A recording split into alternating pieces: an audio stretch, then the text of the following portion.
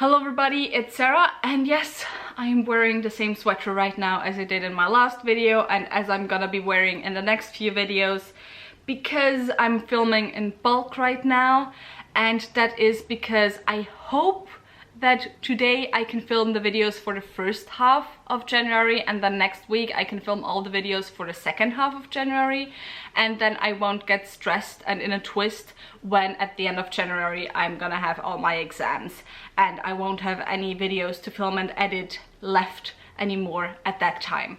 So yeah, that's why you gotta deal with me wearing the same damn thing in the next few videos.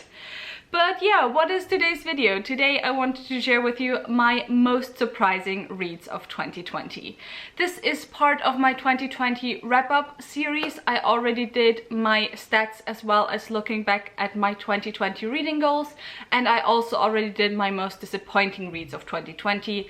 And of course, after this video, you're still gonna get my worst and my best books of 2020. But on the topic, actually the reason why I'm doing this list, the most surprising books of 2020, is because I had too many books for my best of list and I didn't want that video to get too long.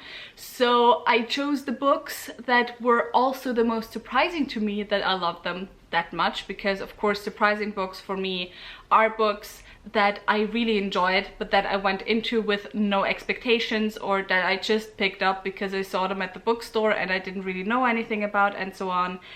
And so yeah, some of the books on this list I liked better actually than some of the books on my best of list, but we'll get into that whole thing when we're gonna talk about my best books. And so now we're gonna talk about my most surprising books.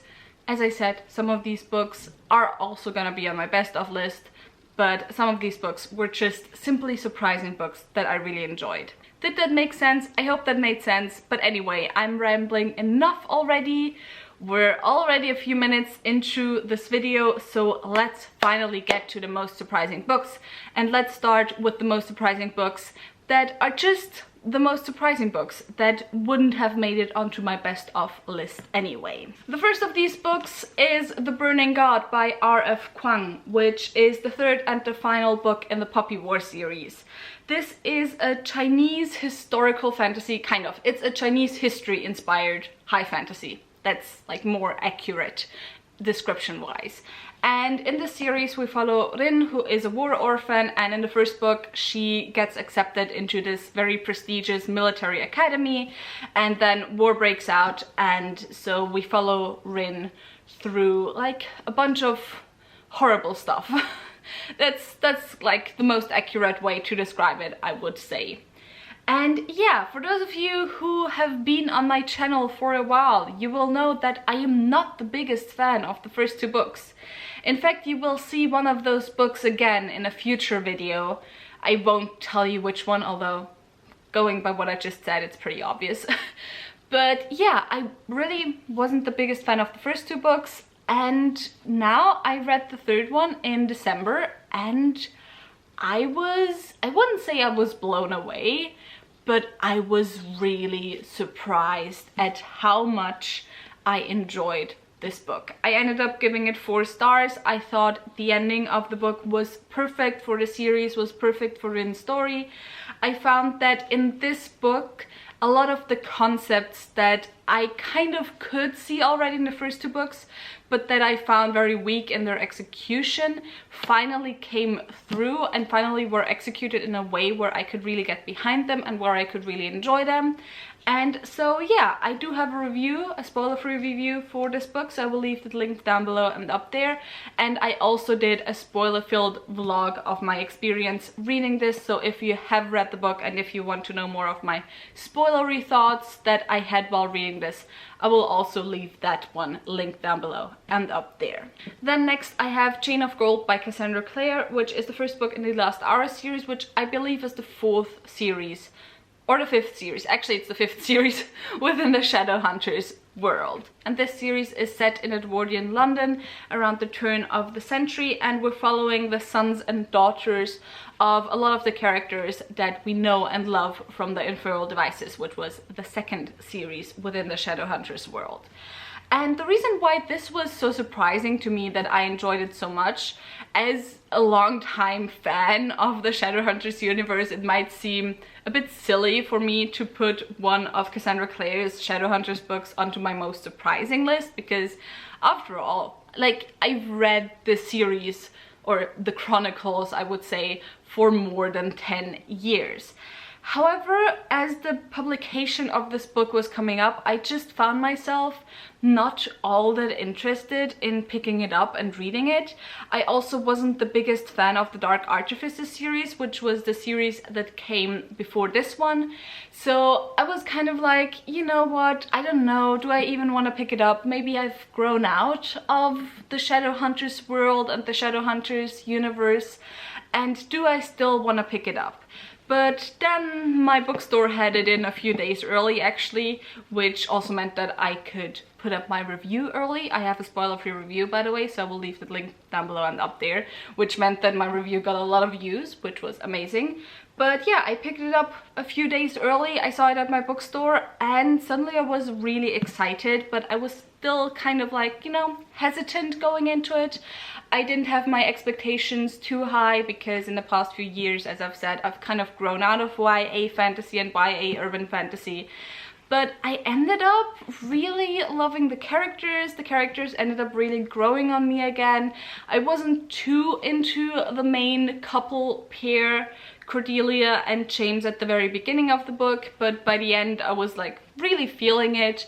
And I really had a good time again, and there was a lot of nostalgia involved, and so that is why I wanted to put this one on my most surprising reads of 2020. Sorry if the frame changed a little bit, my mom just called, so I had to get that. But the last book I want to talk about that couldn't also have a place on my best of list is The Count of Monte Cristo by Alexandre Dumas.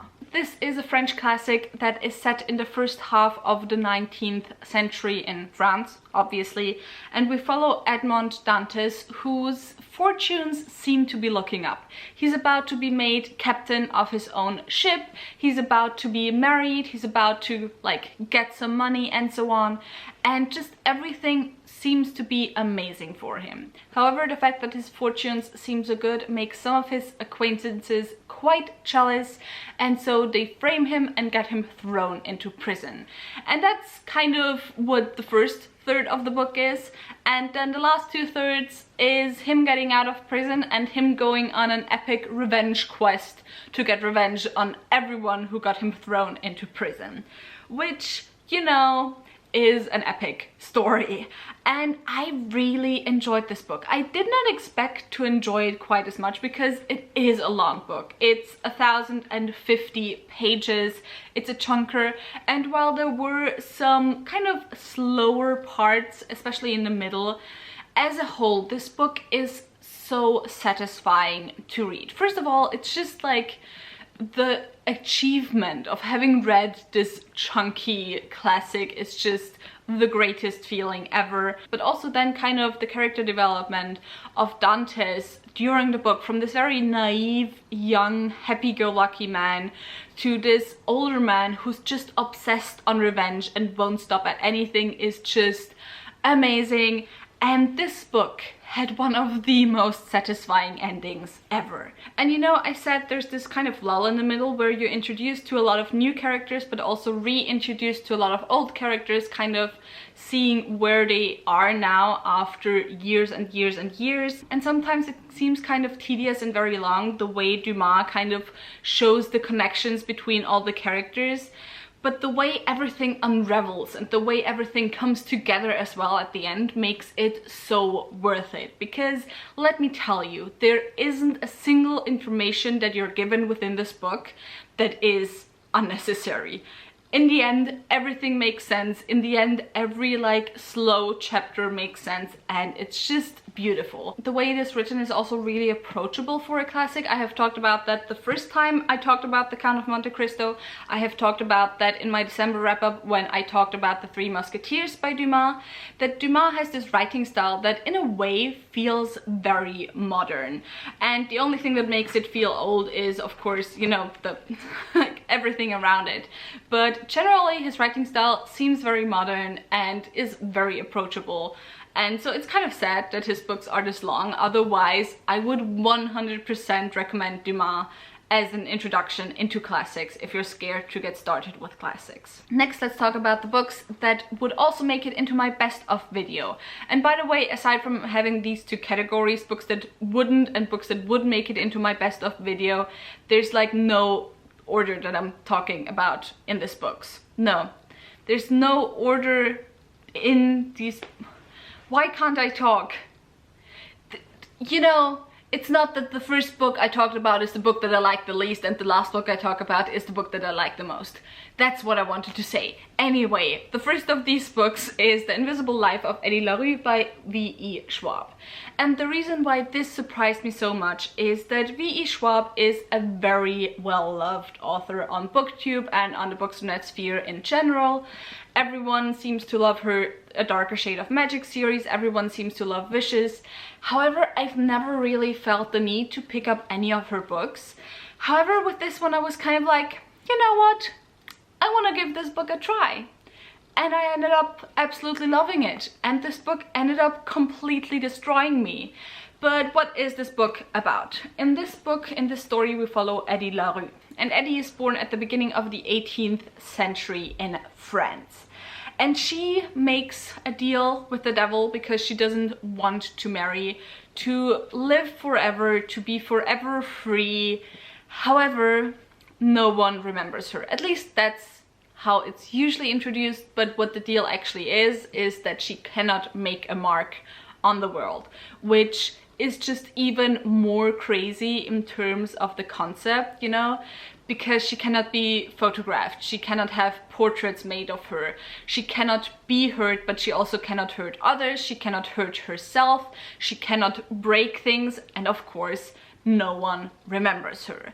And she lives like that for about 300 years, almost exactly 300 years, until one day in modern 2014 New York City, she walks into a bookstore and the young man there remembers her. And from there on, we follow the two of them, we follow their relationship, and just this book is so amazing. It jumps back and forth between the past and the present, and then we also get some viewpoints from Henry, who is the young man, from his past and his present. And it kind of jumps in between being absolutely heart-wrenching and heartbreaking and so sad, and then to moments that are just so happy and wholesome and fluffy and beautiful, and I absolutely love it. And this book is just so beautiful. However, I do also understand why some people don't like it, because within this book there isn't really that much plot. It has that in common with a lot of literary fiction. The main thing about this is just simply the moments that are written about more than the overarching plot line, as well as the absolutely beautiful writing.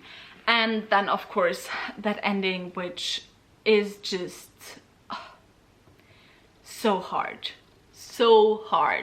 But yeah, I loved it. I found it absolutely beautifully written, a beautifully told story, and I love it so much, in fact, that I'm thinking of getting the hardcover just because I need that hardcover. I want it so bad. Next, I have The Boy, the Mole, the Fox and the Horse by Charlie Mackey, and this is kind of both a children's book as well as a picture book for adults.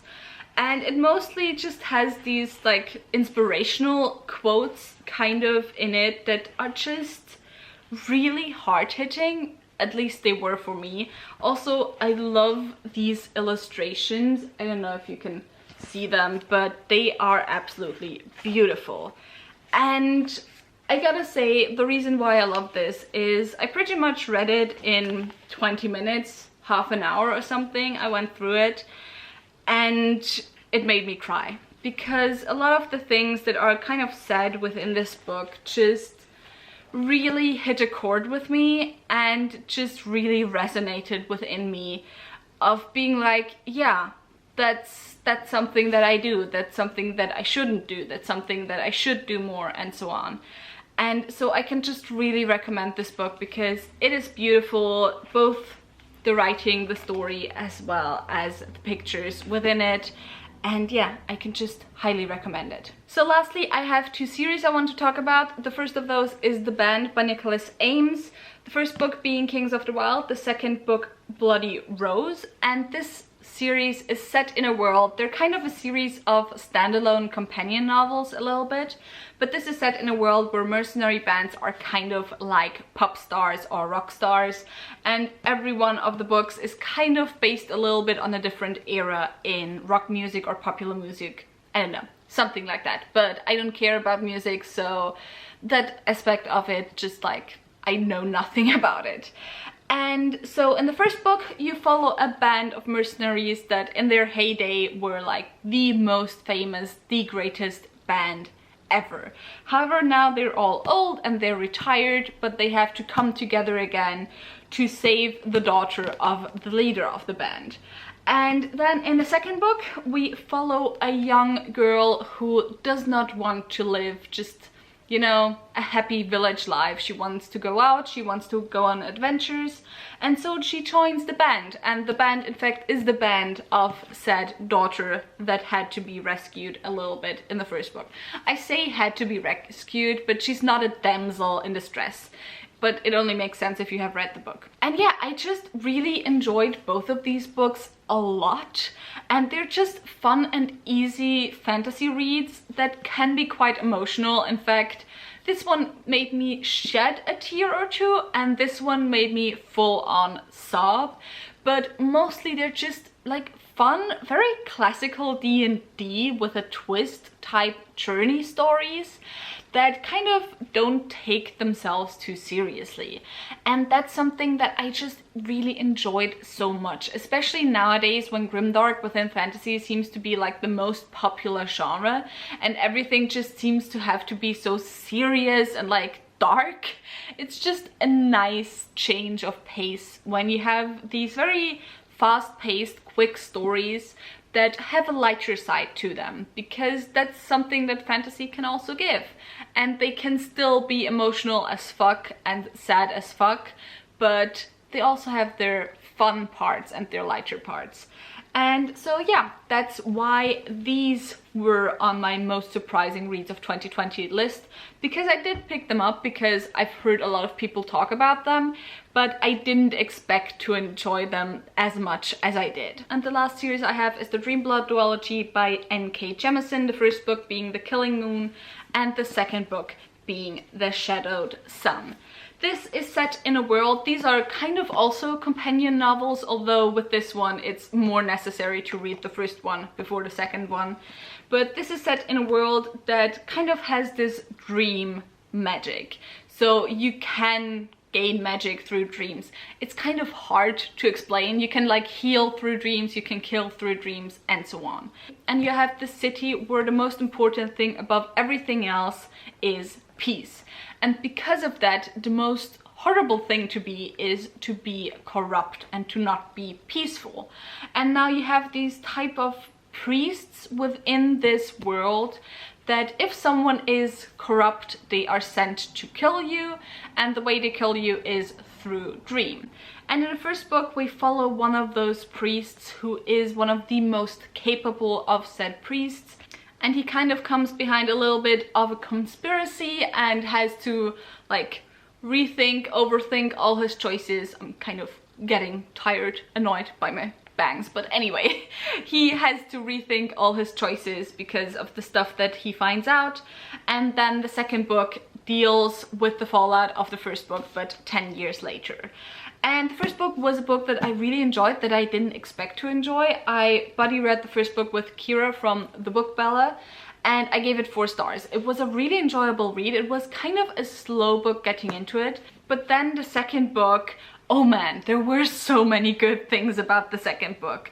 I mean, going from the exploration of culture, you finally have like a main culture that isn't a state-based culture and like government-based culture, but that's kind of a tribal-based culture in a way. It's a nomadic culture, basically. And then you also have this culture not be matriarchal and matrilinear or patriarchal and patrilinear, and why that is important to me, go and watch my rant on why is it all the same within fantasy. I will leave it linked down below and up there. By the way, I also have a review for this series, so I will leave that link down below and up there if there's still space.